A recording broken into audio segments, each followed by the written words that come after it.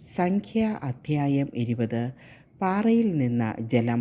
Israel ജനം 1-ാം മാസത്തിൽ scene മരുഭൂമിയിലെത്തി.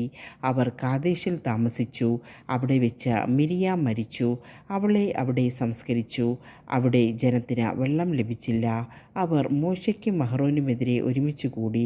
ജനം മോശയോട് എതിർത്തു പറഞ്ഞു, ഞങ്ങളുടെ സഹോദരങ്ങൾ കർത്താവിൻ്റെ മുമ്പിൽ മരിച്ചു വീണപ്പോൾ ഞങ്ങളും മരിച്ചിരുന്നെങ്കിൽ, ഞങ്ങളും ഞങ്ങളുടെ കന്നുകാലികളും ഇവിടെ കിടന്ന് ചാകാൻ വേണ്ടി നിങ്ങൾ കർത്താവിൻ്റെ സമൂഹത്തെ ഈ മരുഭൂമിയിലേക്ക് എന്തിന് കൊണ്ടുവന്നു?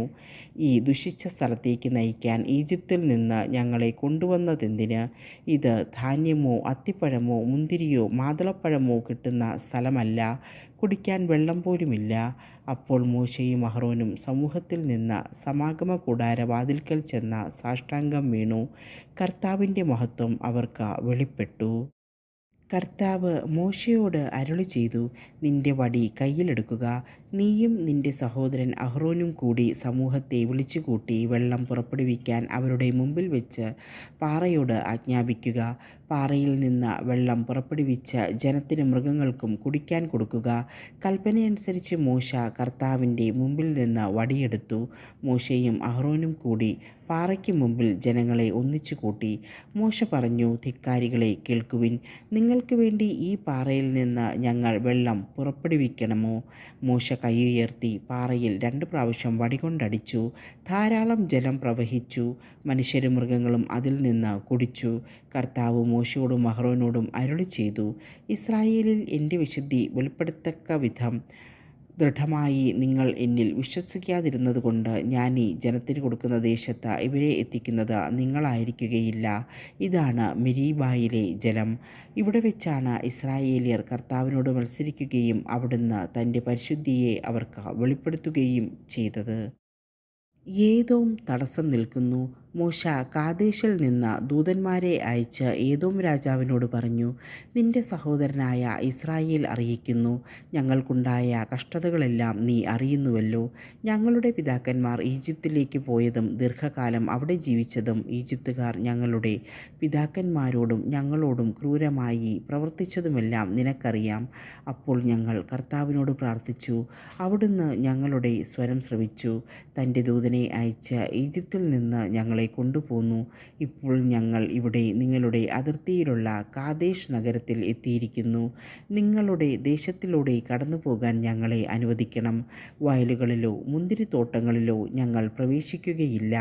നിങ്ങളുടെ കിണറ്റിലെ വെള്ളം കുടിക്കുകയില്ല. നിങ്ങളുടെ രാജ്യാതിർത്തി കടക്കുന്നതുവരെ ഇടം വലം തിരിയാതെ രാജപാതയിലൂടെ തന്നെ ഞങ്ങൾ പൊയ്ക്കൊള്ളാം. ഏദോം രാജാവ് എതിർത്തു പറഞ്ഞു, നിങ്ങൾ കടന്നു പോകരുത്. കടന്നാൽ വാളുമായി ഞാൻ നിങ്ങളെ നേരിടും. ഇസ്രായേൽക്കാർ പറഞ്ഞു, ഞങ്ങൾ പെരുവഴിയിലൂടെ പൊയ്ക്കൊള്ളാം. ഞങ്ങളോ ഞങ്ങളുടെ മൃഗങ്ങളോ നിങ്ങളുടെ വെള്ളം കുടിച്ചാൽ അതിന് വില തന്നുകൊള്ളാം. കടന്ന് പോകാൻ അനുവദിക്കണമെന്നല്ലാതെ മറ്റൊന്നും ആവശ്യപ്പെടുന്നില്ല. അവൻ പറഞ്ഞു, നീ കടന്നു പോകാൻ പാടില്ല. ശക്തമായ സൈന്യവുമായി ഏദോം ഇസ്രായേലിനെതിരെ പുറപ്പെട്ടു. തൻ്റെ അതിർത്തിയിലൂടെ ഇസ്രായേൽ കടന്നു പോകുന്നത് ഏദോം തടഞ്ഞു. അതിനാൽ ഇസ്രായേൽ അവിടെ നിന്ന് തിരിച്ചുപോയി. അഹ്റോൻ്റെ മരണം. ഇസ്രായേലിയർ കാദേശിൽ നിന്ന് പുറപ്പെട്ട് ഹോർ മലയിലെത്തി. ഏദോം രാജ്യാതിർത്തിയിലുള്ള ഹോർ മലയിൽ വെച്ച് കർത്താവ് മോശയോടും അഹ്റോനോടും അരുളി ചെയ്തു, അഹ്റോൻ തൻ്റെ പിതാക്കന്മാരോട് ചേരും. മെരീബ ജലാശയത്തിങ്കൽ വെച്ച് നിങ്ങൾ എൻ്റെ കൽപ്പനയെ ധിക്കരിച്ചതുകൊണ്ട് ഇസ്രായേൽ ജനത്തിന് ഞാൻ നൽകുന്ന ദേശത്ത് അവൻ പ്രവേശിക്കുകയില്ല. അഹ്റോനെയും പുത്രൻ എലെയാസറിനെയും ഹോർ മലയിലേക്ക് കൂട്ടിക്കൊണ്ടുവരിക. അഹ്റോൻ്റെ വസ്ത്രം ഊരി മകനായ എലെയാസറിനെ ധരിപ്പിക്കുക. അഹ്റോൻ അവിടെ വെച്ച് തൻ്റെ പിതാക്കന്മാരോട് ചേരും. കർത്താവ് കൽപ്പിച്ചതുപോലെ മോശ ചെയ്തു. സമൂഹം മുഴുവൻ നോക്കി നിൽക്കെ അവർ ഹോർ മലയിലേക്ക് കയറിപ്പോയി. മോശ അഹ്റോൻ്റെ വസ്ത്രം ഊരി അവൻ്റെ മകനായ എലെയാസറിനെ ധരിപ്പിച്ചു. മലമുകളിൽ വെച്ച് അഹ്റോൻ മരിച്ചു. മോശയും എലെയാസറും മലയിൽ നിന്ന് ഇറങ്ങിപ്പോന്നു. അഹ്റോൻ മരിച്ചുപോയി എന്നറിഞ്ഞ ഇസ്രായേൽ സമൂഹം മുഴുവൻ അവനെ ഓർത്ത് 30 ദിവസം ദുഃഖമാചരിച്ചു.